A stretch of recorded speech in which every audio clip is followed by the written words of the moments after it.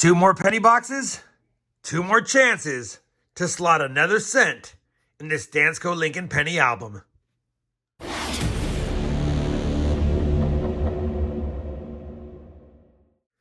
Hey everyone, it's RobFindsTreasure. Welcome back to my channel. We're going to cut right to the chase. We're looking for pennies for the album. Fresh off of finding the 1960 small date and actually getting a penny for the book, we now have 209 of the 234 cents this book holds through 278 boxes. And of course, this is going to be boxes 279 and 280 of the series, and it's Hunt and Fill episode number 148. We'll also be keeping our eye out for any Canadian small cents we could use for the book, although these are local Dallas-Fort Worth boxes. Obviously, I'll give you guys a look at the books at the end when I compare the finds to them to see if we're fortunate enough to have an addition or maybe an upgrade. Now, I've already checked the bottom of these boxes. They have the holes in the bottom. We have circulated cents for sure, so we know we have 100 rolls to hunt today. Let's get right into it. No lollygagging. We need to see if we can get some oldies from the boxes. All right, well, definitely a circulated cents box. Can't get mad at that. Copper doesn't look too promising, but might have a lot on the inside. I'll bring you guys back in if and when I have a find in the first box of the hunt. We're off to a good start. Very first roll. Almost done with the roll. Towards the back, though, our first wheat cent, a 1957 Denver. Roll number 5 is going to give us wheat cent number 2. It's the last year they minted them, 1958 Denver. Roll number 6, off to a hot start. Already our third wheat cent, reverse facing. 1956 Denver. We got the last 3 years so far, all from Denver. Roll number 10. We've got our second foreign find, and it's going to be Un Centésimo de Panama, 1983, with the Uraca Warrior on it. It's a nice find, second foreign of the box. Let's find some more Wheaties.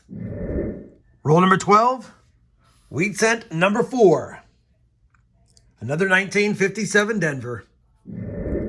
Roll number 13, we have 5 wheat cents. Wheat cent number 5, another 57 Denver. Roll number 16 will give us our 6th wheat cent now. And it's going to be our first from 1952, and it's a 52 Denver. Roll number 19, and we already have 7 wheat cents, so it's definitely a decent box. We have a damaged one here, and it's our first from the 40s, a 1944 Philly. Well, roll number 21 is going to give us a dandy of a find. It is going to be a Mint Air. Slide them down and take a look at the cud, and it's a dated cent, 1984. It's got a nice rim cud. And it's definitely a rim cut because we have some distortion in the back. You can barely read 1 cent. So that is a nice find overall. I'll definitely take that. Rim cuts definitely fetch some value, especially if they're dated. And that's a pretty nice sized one. So it's a great find. I have to see what they're going for nowadays.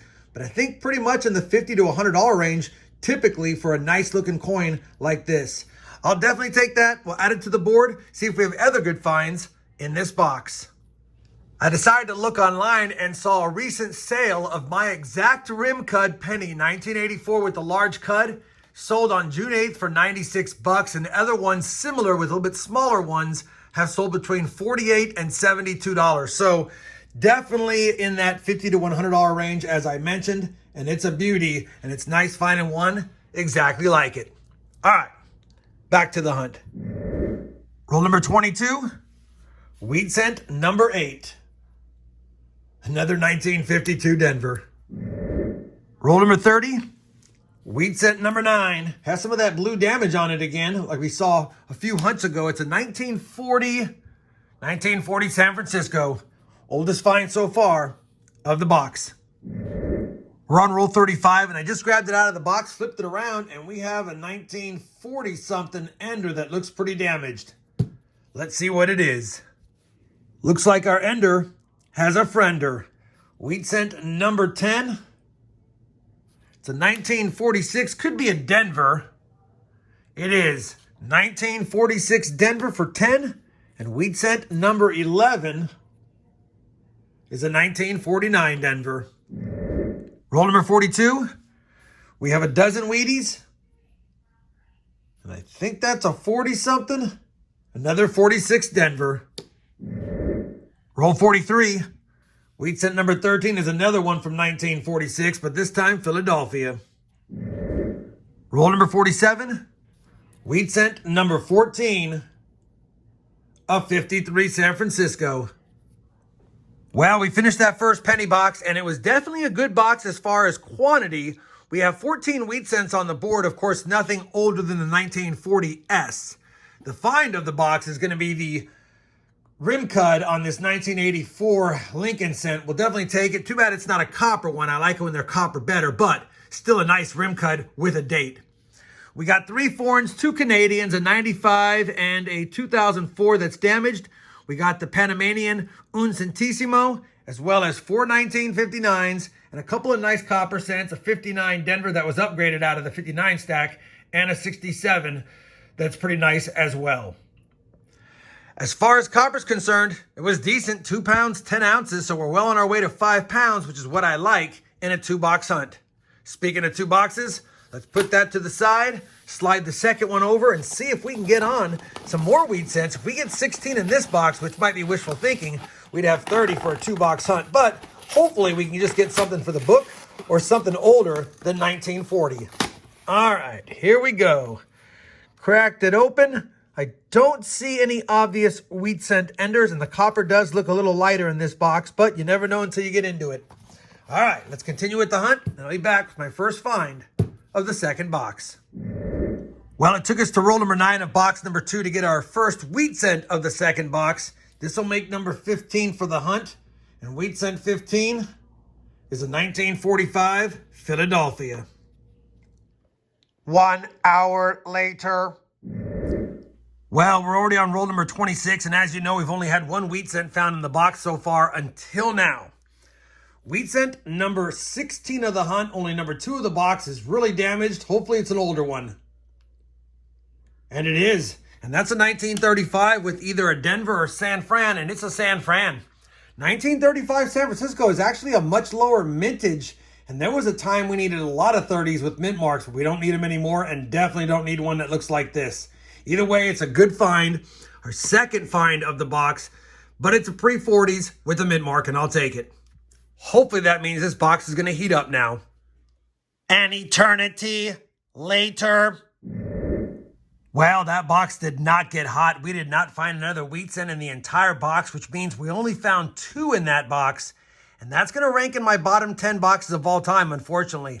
Luckily, it was coupled with a good box. So we did have 16 wheat cents on the board, but when you think 14 in box 1 and 2 in box 2, only an 8 per box average, that was rough. That being said, again, we do have 16 wheat cents. The oldest is a damaged 1935S. It is a better date, and the find of the hunt is going to be the die cut right there on the rim. Can't get mad at that. $50 to $100 coin all day long. That makes me happy. As far as the side finds, we did find 3 Canadians. One is a 1964 Laureate portrait, oldest one we have. Didn't film it because I thought we would find other things in the box, but we didn't. We got the Centésimo from Panama. We got 6 59s, 4 nice copper cents, 59D, a 67, a 72S, and a 74 Denver. And then 1 69S in the whole 100 rolls, not the DDO. The copper is a kind of a letdown. 4 pounds, 15.7 ounces. Not quite making it to 5 pounds, but still decent overall considering how bad the second box was. Because the second box was tough, we're not going to have any upgrades or additions as far as I can see, but you know I have to double check just in case. Let me go ahead and do that now, and I'll come back with a look at the books and some final thoughts on today's 2-box hunt. Well, I finished comparing all of today's finds to both sets of albums, and of course, no upgrades, no additions yet again. Although we came close, I needed 2004 P Canadian small cent, and we only had a 2004 again, and we already had that one. So now after 280 boxes searched, stuck at 209, although we did add a cent last time, and after 94 boxes worth of Canadian small cents, at least the ones we kept track of, we have 68 of the 115. That second box was tough, but you got to go through the tough boxes in order to find the good goodies. We did find 1 really nice die-cut rim air, and I'm happy about that. That's the find of the hunt, made up for such a bad second box. Hopefully, despite the lack of additions and upgrades, you guys still found this 2-box hunt fun. If you did, I'd appreciate that thumbs up. And as always, everyone, happy hunting and thanks for watching.